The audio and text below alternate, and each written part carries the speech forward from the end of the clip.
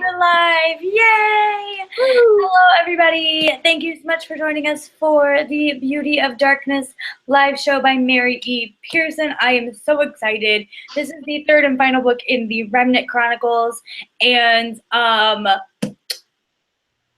should we go into thoughts initially?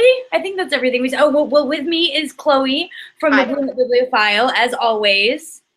Do you have a link that I can tweet out while you talk about your thoughts? Yeah, absolutely. I will tweet you the link in a moment. Copy.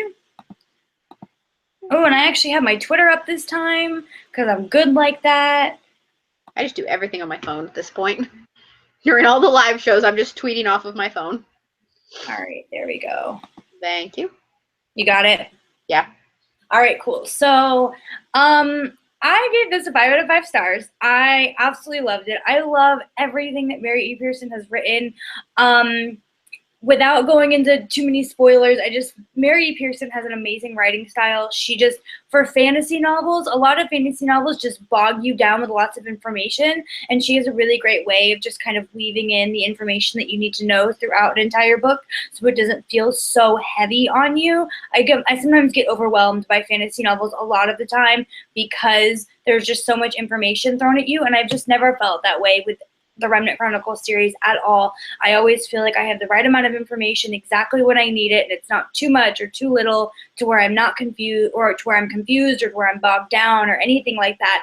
It's just absolutely perfect. And then, of course, ever since the first book, I have fallen in love with Leah and Rafe and Caden and all of the other characters, and I just really wanted them to have a happy ending, and it was just so good. It was probably, I don't want to say it's like the best ending ever because I was left wanting more, but I have a feeling that's because this was one of my favorite series of all time. But regardless, I still loved it. It's great. Mary E. Pearson is an amazing author.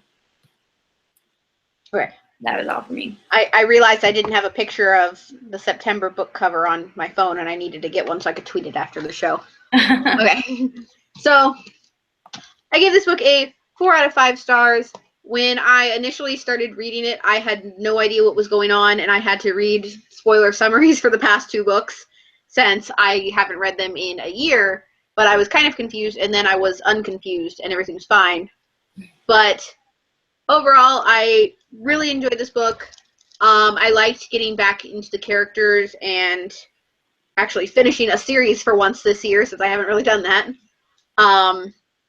But overall, I give it 4 out of 5 stars, and I obviously don't have as much to say as you two because you were obsessed with this series. I'm just obsessed. So what did you take off the star for? Can you say without giving spoilers? I think I just gave it a 4 out of 5 stars because at some point I was just like at different points, and I had this a lot during the first and second book as well, mostly the second book. I was just like, I'm pretty bored with this. But it was only like brief parts. For the most part, I liked all of it. Right. Okay, I can definitely see that. I feel like that happens a lot with fantasy novels. Sometimes you just, like, people in general just get through certain aspects, and it's like, I don't know, because there has to be moments of world building where nothing really happens, but you need that world building in order for you to understand later parts of the novels, just in general. So I hear that a lot with fantasy novels when some people talk about them.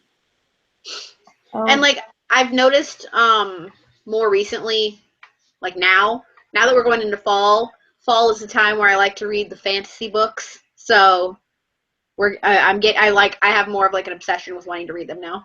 Right. What is Pearson's Twitter? Oh, there it is. I don't know why it didn't come up the first time. All right. I didn't tell you earlier because I got the email. So Mary E. Pearson, whenever I tag her for the past like we did the second book a year ago, on here, I tagged her in it then, and she retweeted it and liked it and everything, and she did the same thing this time too. But Anna, you know who Anna Banks is, the author? I've heard the name. I don't think I've read any of her books. Yeah, she also retweeted it to her 10,000 followers. Oh, our thing? Yes. Really? I didn't know that. Not the link, but the tweet about how tonight it was the live show. Oh, that's cool. To 10,000 followers. The last time I checked it. Oh, I gotta move over to that Twitter. The last time I checked it, 700 people had seen it. Oh, wow, that's crazy. I didn't know you could see stuff like that on Twitter. Here, I'll check it again. I'm Okay. Twitter illiterate, but that's really cool. Well, hopefully we'll get some people showing up and everything. Again, if you guys are joining us, thank you so much. We really appreciate it.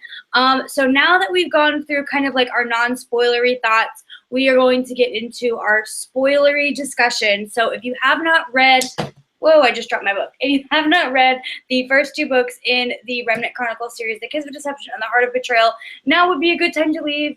So you don't get spoiled for this one, because we're going to be talking about all the spoilers.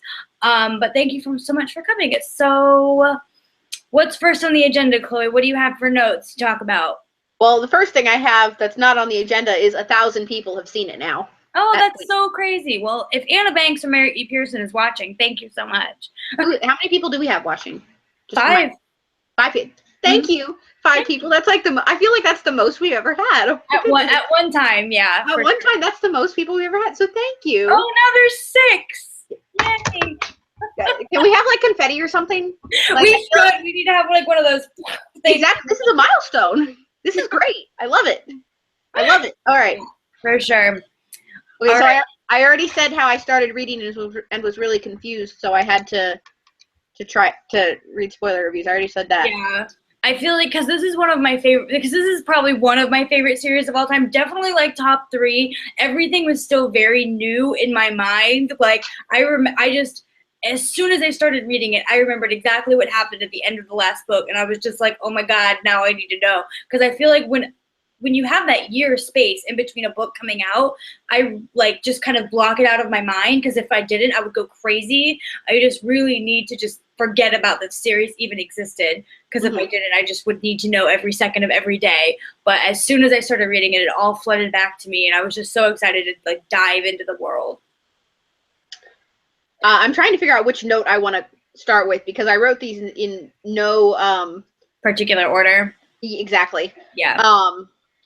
I am like basically from when it first started, not at the second book, but when it first started in this book and picked up, I am obsessed with Leah and Rafe's relationship.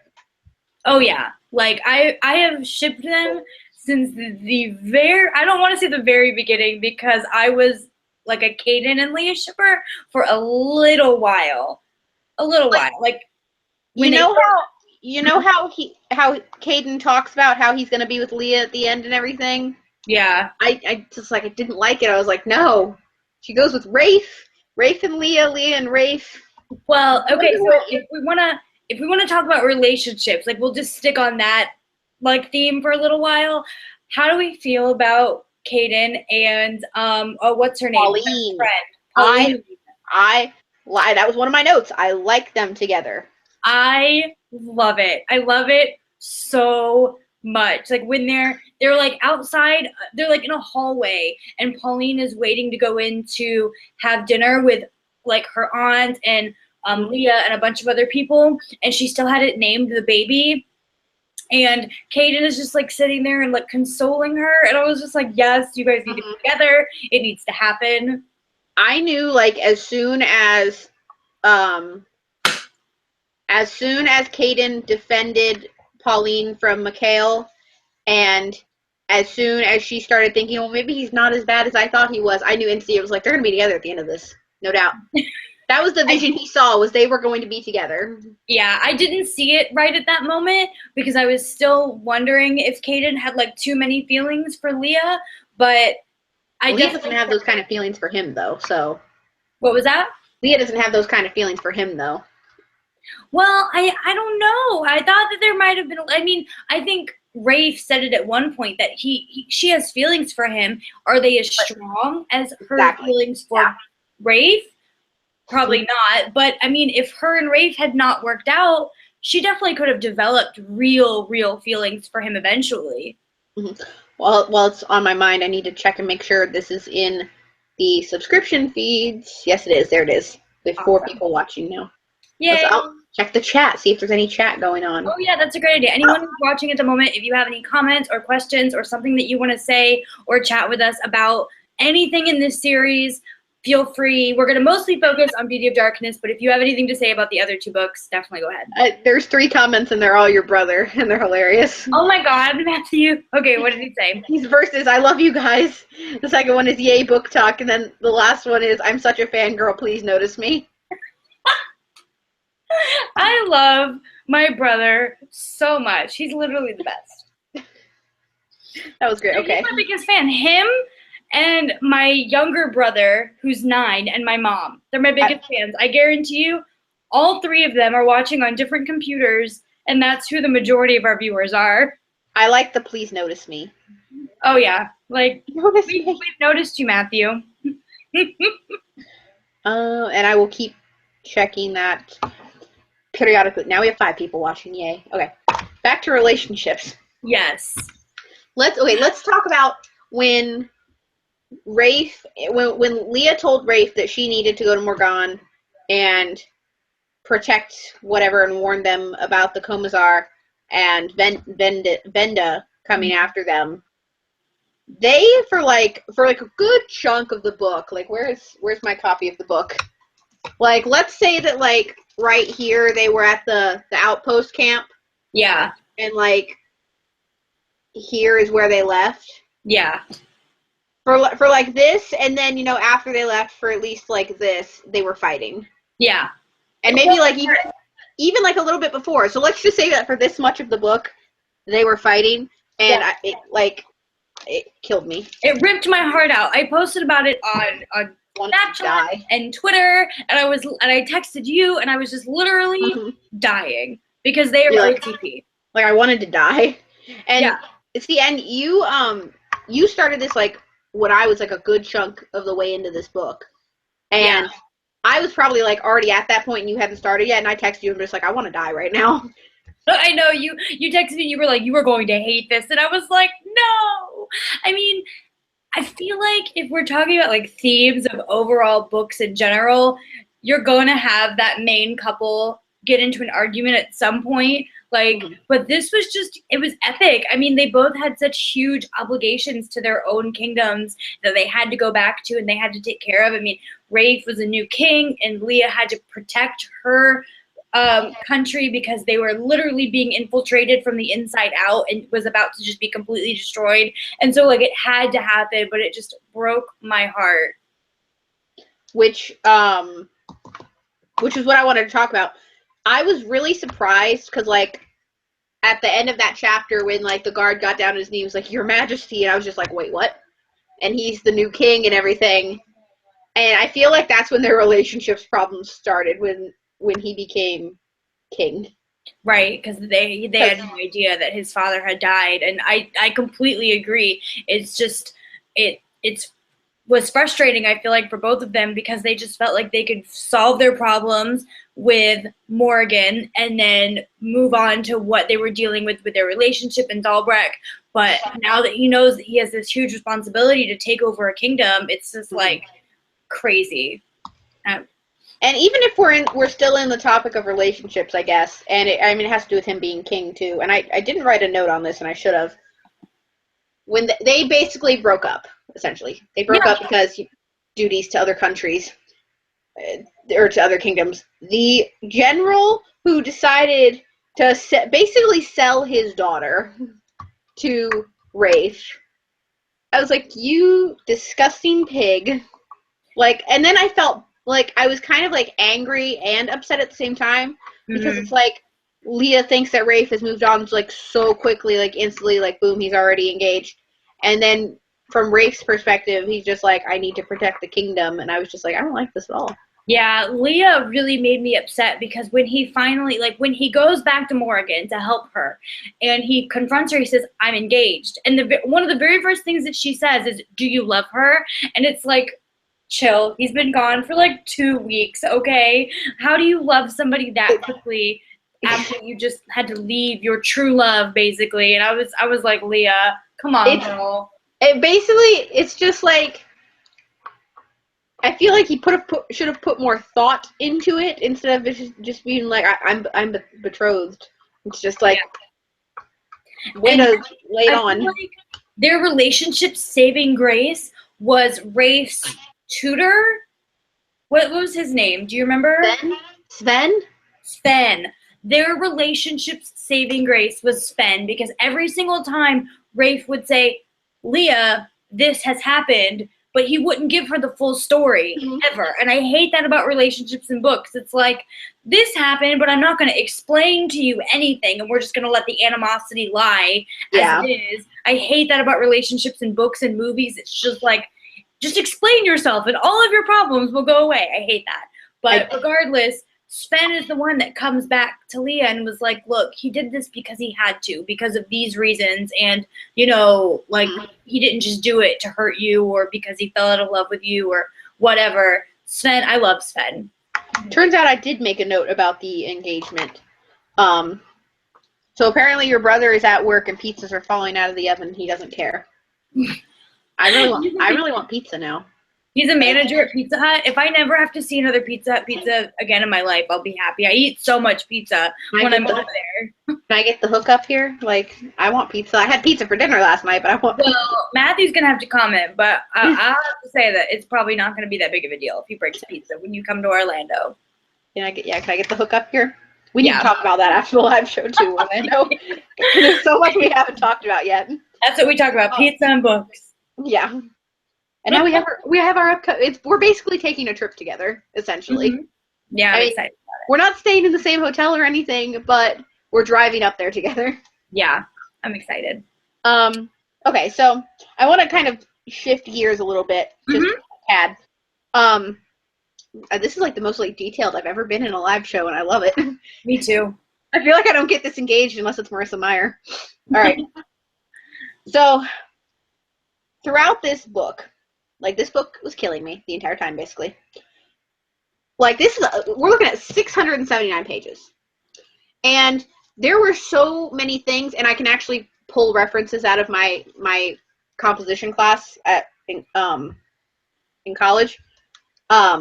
There's so much going on in this book, before you actually hit, the main problem. The main problem's Tacomas are. We know that. Yeah. That's known. But there's so much leading up to when he actually arrives. So, there's this much of the book, they're traveling to find the outpost. Yep. Right? This much of the book, they're at the no, not even this much. This much of the book, they're at the outpost. This much, this much they're traveling and then Leah leaves him. Yeah. This much is them planning for the battle. Yeah, and overthrowing all those people who are traitors. Yeah. Preparing and overthrowing. Yep. Hold on, this is gonna be great. I'm actually right at the when we got after she overthrew all of those traitors and stuff like that, there was still a decent chunk of the book, because I feel like almost every single fantasy novel has to have that big battle at the end, right? Mm-hmm. There's some huge thing that happens, and then there's 10 pages, okay, this is what happened after the big thing, right? And so when she finished overthrowing all the traitors from her kingdom, there was a big chunk of it left, and I was like, oh my god, if this entire last 100 pages of the book is just all battle, I'm gonna kill myself, because I hate that. I hate it when it's 50 pages of just battling, because it's just useless information. I just want to find out who lives, who died, who's injured, and be done with it. There's so much going on in the chat right now, but I want to finish my thought before I lose it. Oh yeah, sorry, go ahead. No, it's fine. No, it's your mom and your brother, and it's hilarious to me. But now, considering all those proportions I just gave you about travel, this is the battle. Yeah. Tiny slivers the battle. Which I love. That was great. And then, this is the resolution and everything. Mm-hmm. 679 pages, and we get, a 10-page battle. But Which, I was 10 it was fine. 10 pages is fine for a battle. That's fine.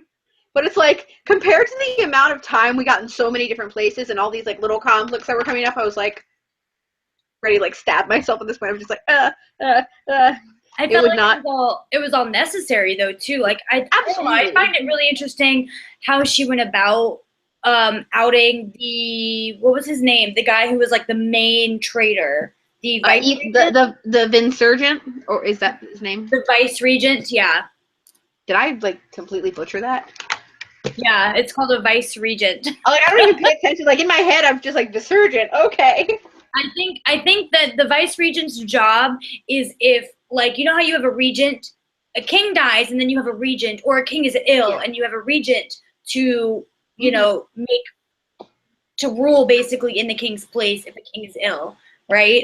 So usually it goes the king, the king's eldest son, and then the vice regent.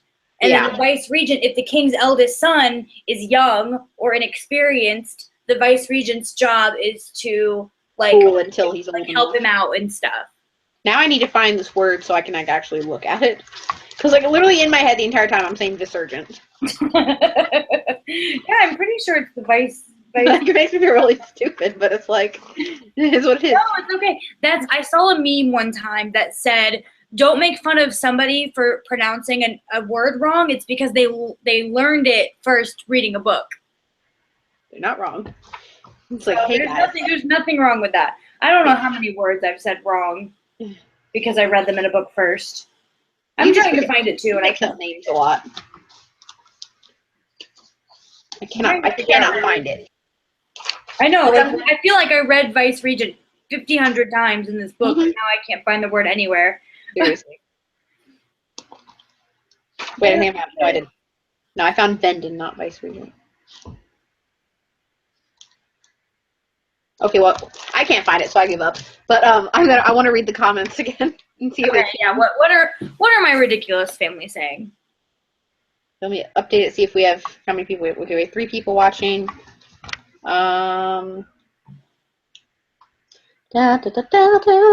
Anyone who's not watching this, my mom or my brother, please comment and talk to us about the beauty of darkness. Don't be hating on arranged marriages because they fell in love. That was your mom. And then your brother said arranged marriages aren't bad unless they both hate each other. Well, the arranged marriage, they didn't get married. Anyway. Thank God. Yes. We did not want Rafe to get arranged marriage to some woman who he didn't love. He loved Leah. Yeah. He needed to be together. Exactly. And they did. You want to talk about that? The proposal on like the last page of the book? It wasn't even a proposal. It was a proposal. I mean, I was hoping it would be a proposal. It was not a proposal. He said, hold on, let me see. I know hundreds of miles separate us. I know you have your endless duties here, and I have mine in Dalbreck. But we've done the impossible, Leah. If we can find a way to end centuries of animosity between the kingdoms, surely we can find a way for us. That's them wanting to get back together. That wasn't a string proposal. It's a proposal, okay? They're going to get married, and they're going to have babies, and they're going to be together forever. And the last comment is, when Chloe comes, we will hook her up with pizza, that is. And that's your mom. Yeah, of course, duh. I mean, my brother's job is like 5 seconds away from my house, so we got to get pizza. And my brother makes some bomb pizza, too. Do you think maybe we can find like a pizza book tag and eat pizza while we're doing a tag together? Yes. Like it works. Okay. Okay. That means, okay. Before we go back into the book, that means remember when we collabed for the first time, we couldn't figure out what we were going to do on each person's channel? We're going to have to do that all over again now. Yeah. Okay. Now back to the book. What was your next thing that you wrote down? I'm trying to like check off things that we've talked about. I was really happy when Rafe came back for Leah, both when she was in Morgon and after. Yeah. Talk about the after part. I was really scared that at the end of the book, Leah and Rafe wouldn't be together by the end of the book, because I realized I was like, I'm running out of pages and he's not here. What's happening? Yeah, I felt the exact same way. I was also scared that this book would take a completely major plot twist turn and they would end up losing the battle and the Commissar would win and hell would break loose. Right? Like, right after the battle started, there was this moment where basically, like, I think Kaden was injured and Leah was, like, running for her life, and it was just all going to crap, and I was like, oh my God, they're going to lose. They're going to lose. And the book is going to end horribly where everyone's dead. I mean, hey, it makes for a great extra book, another book. But she said this was going to be the end. Well, except for when she tweeted me, and I was like, look, Mary, we need cannot do this. We need more novellas. We need something. And then what did she say to me exactly? I don't remember. I think ideas are still churning or something like that. Yeah, something like that. And I was just like, don't mess with me, Mary. Either write a book or don't. Basically me like talking this entire live show is telling how the book is killing me, so that's another thing checked off the list. It did though. Like it was a struggle to get through like the middle part of the book after Leah left Rafe to go save her kingdom, and we're just like, Rafe, can you come and save the day, please? Seriously. I only have one more note left. Wow. We've gone through this really fast in the past half hour. I was really nervous what would happen when Leah returned to Morgan. And like, would she be arrested? Would she be killed? Like, how was that going down? Yeah, I was extremely worried about that too, because basically the vice regent had everyone against her. Like everybody convinced that she had killed Walther and she was a traitor and she was going to marry the commissaire, and just, it was a nightmare. But I'm surprised that she didn't get killed, honestly, and the way that she was able to like oust the vice regent for everything that he did was brilliant. And, like, the whole scene with Leah and the doctor, the physician, and like she was going insane. Like, yeah, she was like drinking. She was like drinking all this medicine, waiting for one of them to be poisoned, and I was just like she was like, she like lost something up there. Well, going crazy. It worked. I mean, yeah, it worked. Like going between Goodreads and my notes at this point. Well, there was one thing, if you don't have something else at the moment, there was one thing that I really enjoyed that I noticed, but it wasn't until I noticed it in this third book. Like, if you read this series, you'll notice that between some of the chapters, there are the different like passages. Exactly, like the songs of Venda. Galadriel and the Song of Venda, and like different passages from historical texts and stuff like that. And the one that really like brought it all together was the one that I sent you, Chloe, that I really liked, because I know the first book, like I know the first sentence of the first book by heart, and it's like, today is the day that dreams will die, or something like that. Yeah, the one you accidentally sent in the group text. Yes. I said, today is the day that 1,000 dreams will die, or today's the day that 1,000 dreams go to die, or something like that. And then I was reading this one, which is called the Song of Jezaliah, and the third line down, and this is at the very end of the book. So it's like, today is the day 1,000 dreams will die is the very first page, very first sentence of the first book. And right here towards the end of the book, it says, today is the day 1,000 dreams will be born. And so I just thought that was really cool, how the beginning where she's thinking that her life is over because she's getting betrothed to some guy that she's never met, that she doesn't love. And then now, everything that she's been trying to do the last 3 books is finally accomplished. It was just a really cool. I'm glad you were able to point that out, because like I don't own all the books, so I never would have pointed that out. I don't know why I know the first book I think I was doing the first sentence challenge with my brother, and I was kind of doing a little bit of homework, and so I just remembered it ever since then, the first sentence, and I don't know how I connected the dots. Usually I can't connect the dots like that, but I did, and I just thought that the first sentence of the first book and then one of the last sentences of this one connecting and just meshing together, it just made it all full circle, and it was really cool. Mary Pearson is an amazing writer that way, and has a great way of connecting different things, like the poison from Venda and the birds. Did you notice that? The birds.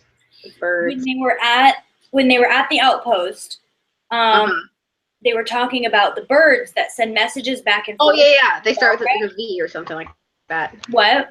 They start with like a V, the name. I think it's like Vol Spray. Yeah, something like that. Yeah, and so as soon as they started talking about the birds sending messages back and forth, I knew, I was like, this is going to come up again. And sure enough, Rafe brought some ball sprays with him, and Leah Mm-hmm. used them to send messages to the outpost and back to Dahlbreck Mm-hmm. to get so that she could get troops Yeah. for them. Yeah, I'd and like then to say, the poison too. yeah. The I don't remember what it's called. Thanos.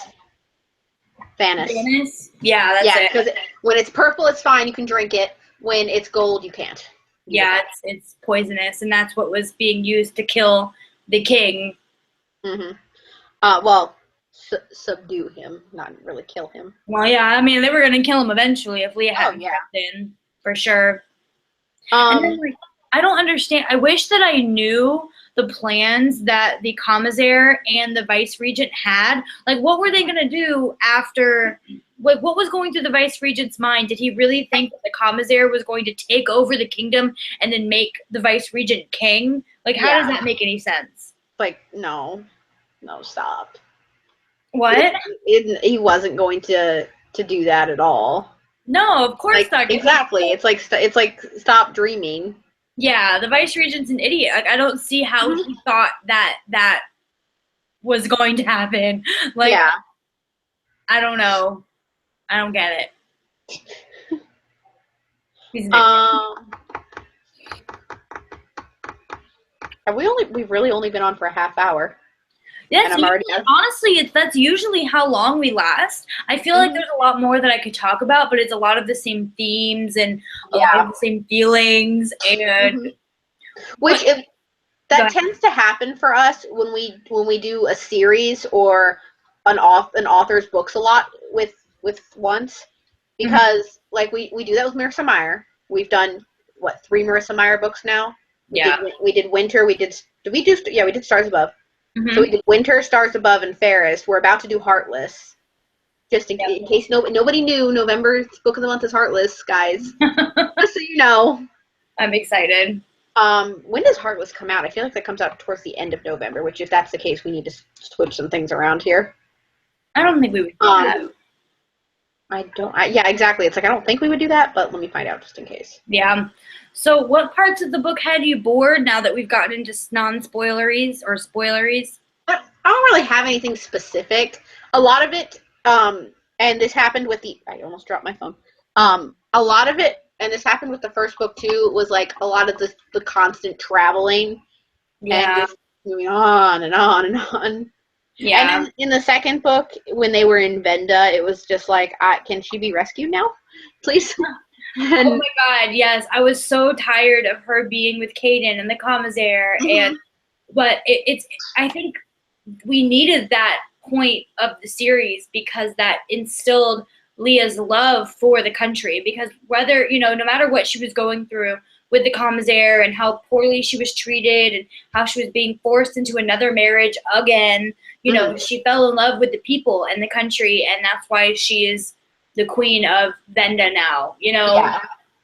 I was kind of surprised that she, instead of staying in Morgon, she went to Venda, but I mean, I think it's right for her because she has so much love for it. Yeah.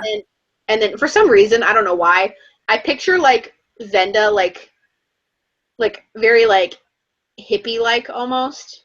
Really? I don't know why. I think it's part like the bone descriptions and everything. I don't know. That's just how I pictured it, especially in this book. See, because of the bone descriptions and like how negative the whole situation was, like the whole situation with her in Venda was just a very negative situation. And for me, like it's dark and dreary and very dark ages. And I picture like Venda having these huge castles of just really dark stone, and everything's just dark and dreary and sad, and you know what I mean? Yeah. So I don't know. I like how now we find out that her mother really was conspiring with the chancellor and the vice regent in this. I like that her mother gave it up so easily, because when Leah was getting ready to take over Morgon, and the cabinet was against it, her mother's was like, I hereby give power to my daughter until the king is better and everything. I think like, way to step it up and be a badass. right? I think it's literally a case of just the vice regent getting into her head and making her think that, okay, this is what your country needs. Your daughter's a traitor. You know, your son is dead. Your husband is sick. You know, you need to listen to what I'm saying because I'm pretty much the next person in line that, you know, knows what he's talking about. But then as soon as she realized that he was poisoning her husband, he killed her son, and he framed her daughter, that, you know, he's obviously not the person you should be listening to. So I think I don't think she like meant to, you know, conspire with him. I just think it kind of happened because she was so withdrawn, you know, like she thought her daughter was a traitor and her oldest son was dead and her husband was sick. And it's just like, you need someone to make decisions for you in that moment because you're so distraught. Yeah. But yeah, I'm glad she stepped it up too and realized that he was a bad guy. Sorry. I try not to cuss on my channel. I tried. Doesn't always work. I'm all out of notes at this point, and I pulled the part of her about her mom like randomly out of my head. So yeah, I think usually how it happens is all of the stuff that you want to talk about, I'm like, yeah, I wanted to talk about that too. So I usually just let you go off of your list because you usually have them written down and I don't. And then the only other thing that I did want to talk about was the part where she has like the little things. And I'm kind of upset with myself now because if I'm going to be honest. The little things what? The songs of Venda and Jezlia and like I kind of pay attention to those. I read them. I don't really like remember anything about them though. Yeah, that was the same thing with me. The first and the second book, I pretty much skipped almost all of them, especially if they were long. Like I think in the very beginning of the first book, I read them, but then I kind of just either skimmed or skipped them completely if they were really long because I felt like after so many of them in the first book, and I realized that nothing was really connecting or it didn't really matter, or it was like in the second book when Leah was at the vagabond camp, is that what they call them? I think so. Yeah, when she was at the camp and the old woman was telling her about the gift or is that what they call it? No, I think it's the gift. The knowing? Yeah, the gift. Something like that, yeah. When the old woman was telling her about that, I started to realize that whatever the old woman was saying was a lot of what was in these things. Like, I don't even know what to call them. Like, they're just little snippets of song and history. Yeah. And so I realized that most of it was stuff we already knew, or it was just in like history, song, poem form, and it wasn't really necessary. And then like towards the end of this book, I started reading them and I've realized that a lot of them are connecting to plot points in the book, or like that specific one where it connected to the first line in the book. And so I think maybe one day I might reread them to see if anything else connects or makes sense, or is just like a cool little, hey, look at this connects to that over there, and it's just like a cool little snippet or something. I went back to the chat.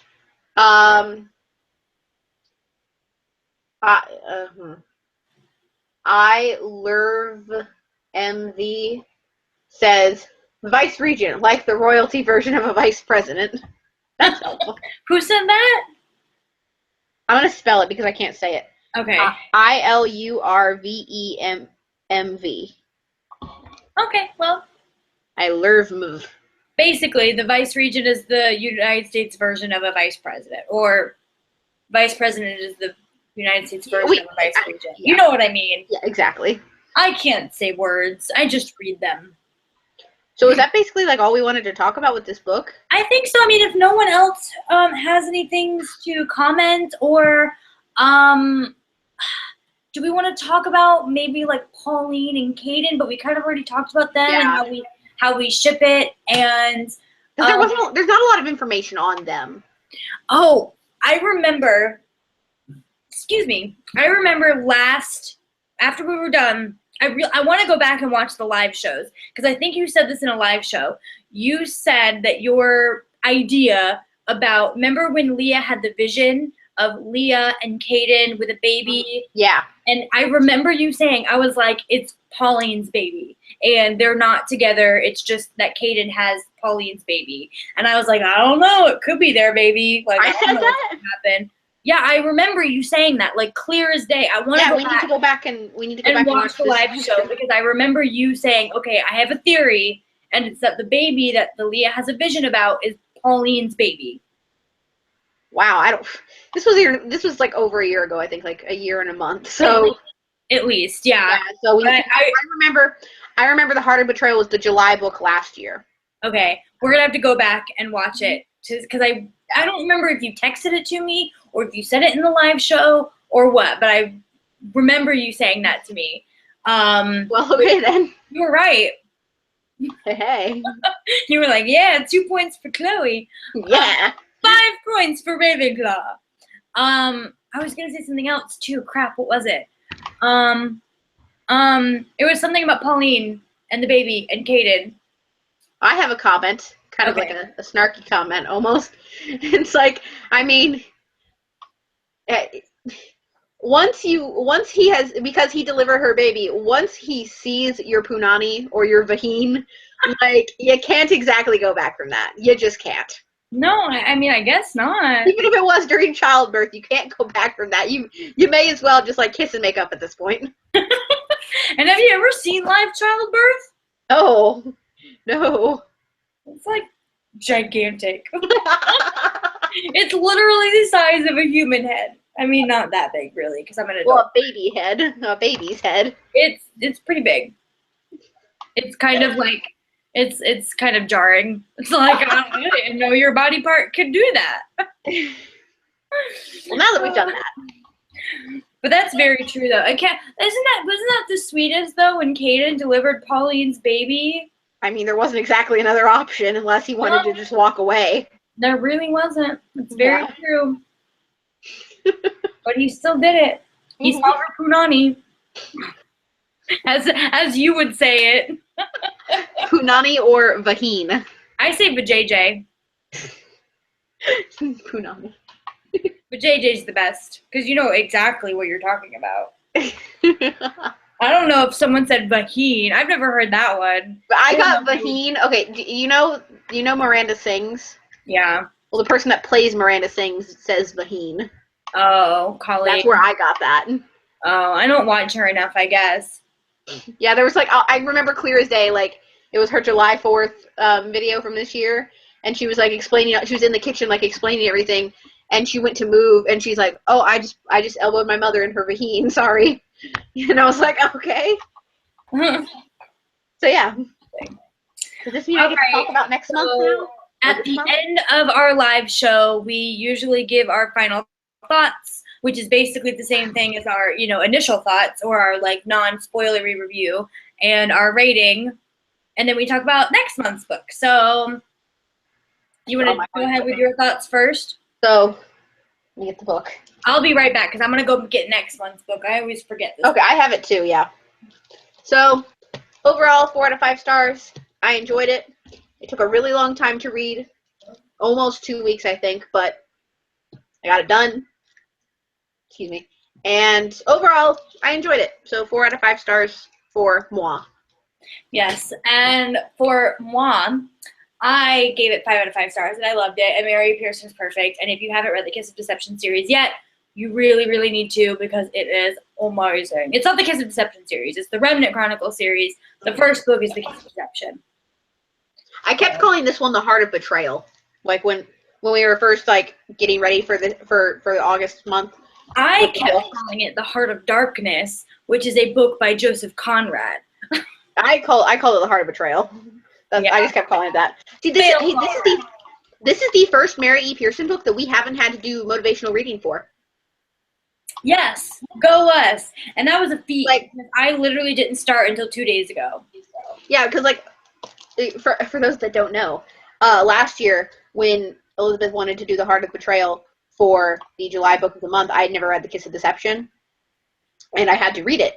And I was literally, I think we were coming up on like 2 weeks before the live show. I hadn't finished The Kiss of Deception. I hadn't started The Heart of Betrayal yet. So we got on video chat like this, and we would read, but we would take turns reading chapters to each other to get it done. And we didn't have to do it this time, and I'm proud of us.